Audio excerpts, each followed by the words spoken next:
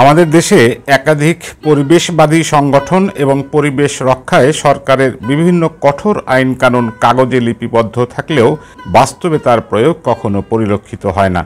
নির্বিঘ্নে কিছু স্বার্থান্বেষী মহল পরিবেশ ধ্বংসের বিভিন্ন কার্যক্রম চালিয়ে যায় প্রশাসনের নাকের ডগায়। প্লাস্টিক বর্জনের মতো কিছু লোক দেখানো আয়োজন ছাড়া সত্যিকারের পরিবেশ সুরক্ষায় সরকারি বা বেসরকারি উদ্যোগ তেমন চোখে পড়ে না। বেসরকারি সংগঠনগুলোর ধান্দা হচ্ছে পরিবেশের ধুয়ো তুলে বৈদেশিক তহবিল সংগ্রহ, আর সরকারের কাজ হচ্ছে কাগজে কলমে সুন্দর সুন্দর কিছু আইন কানুন রচনা। খুলনা মহানগরীর লবণচোরা এলাকার হাইওয়ের দুপাশে দীর্ঘদিন যাবৎ চলছে সাদা মাছি আক্রান্ত গাছের ডাল সংগ্রহের নামে দেদারসে বৃক্ষ নিধন।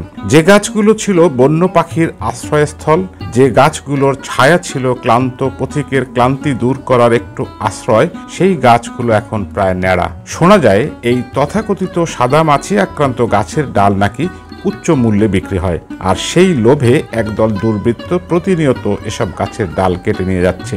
লবণচোরা থানার দারোগার লিজ নামক এলাকার তথাকথিত একজন শ্রমিক নেতা নাকি এসব গাছের ডাল কাটার জন্য গাছ প্রতি 500 থেকে 1000 টাকা করে নিচ্ছেন।